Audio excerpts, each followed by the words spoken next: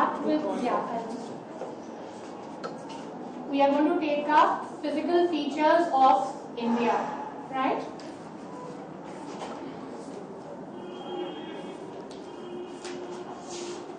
How do we, any name, just anything?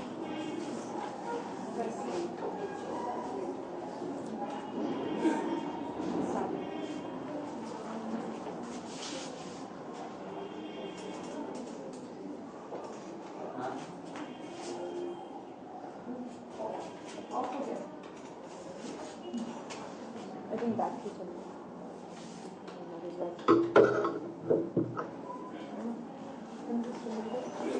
right, we are going to take up India, physical features.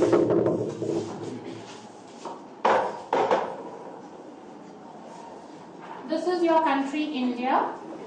And if we just look at the physical features of India, we can divide India into certain physical divisions, right?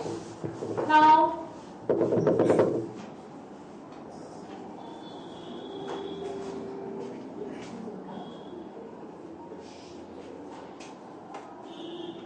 starting from the north, all this area is your mountain range, alright?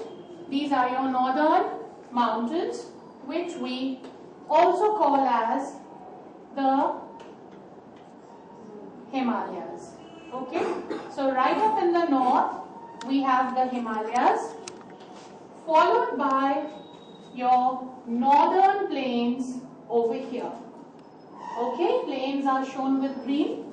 So these northern plains and this side also, these are your Indo-Gangetic plains. Okay, Indo-Gangetic plains, followed by your plateau region over here. These are your plateaus, and followed by your western coastal plain and your eastern coastal plain. Okay, so these are our coastal plains on either side of the peninsula. Now we are going to take up each of these divisions individually and we are going to study about their characteristics.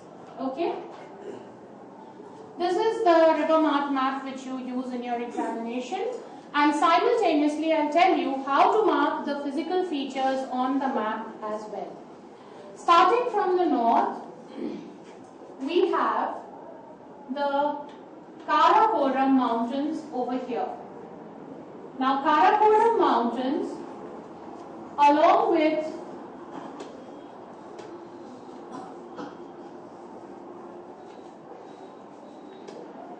Karakoram mountains in the north, these mountains are your young fold mountains, right? And along with Karakoram, you have the Himalaya mountains running right from the Indus River in the west to your Brahmaputra River in the east. Now the Himalayas have three parallel ranges, and as you can see, these are arc-shaped mountains. The first one and the highest one is your Himadri, and the height of these mountain ranges is more than 5,000 meters. These are more than 5,000 meters high. All your prominent peaks like your Mount Everest over here, your K2 over here, they are all in these ranges. The second range in the middle, as you can see, this is the second one is your Himachal, which has an average height of 3,500 meters to 4,500 meters.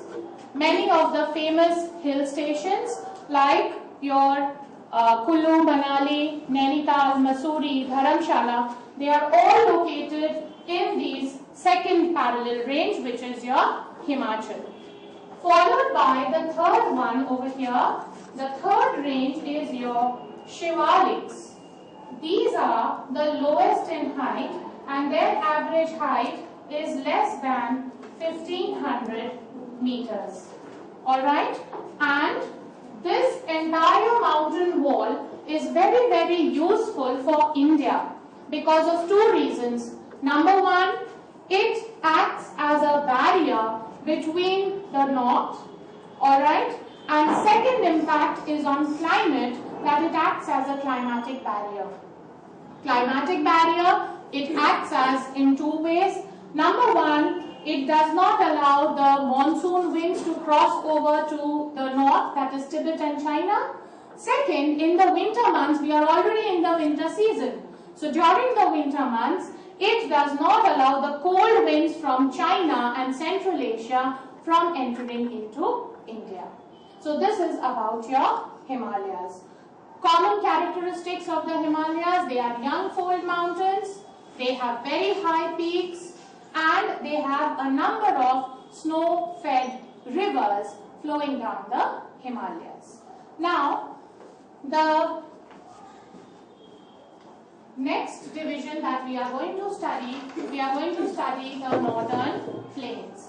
Now, the northern plains lie immediately to the south of the Himalayas in this particular part. Okay, they lie in this particular part, and the northern plains are formed by many rivers. If you just see, I'll just show you the rivers that are there. The northern plains,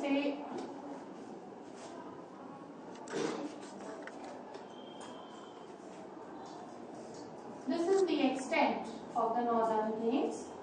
As you can see over here, these rivers are here. These are the rivers flowing through the northern plains. This is your Yamuna. Okay, if I just write the name. Followed by river Ganga. And followed by its tributaries. You can see these tributaries of Ganga. And this entire river system deposits silt, which we also call as alluvium, and these plains are formed by the deposition of alluvium over here. Now, can you tell me which states the northern plains crosses? Where are the northern plains located? Which states? Yes. Uttar Pradesh, Uttaranchal. Any other? Bihar. Sit down, Beta.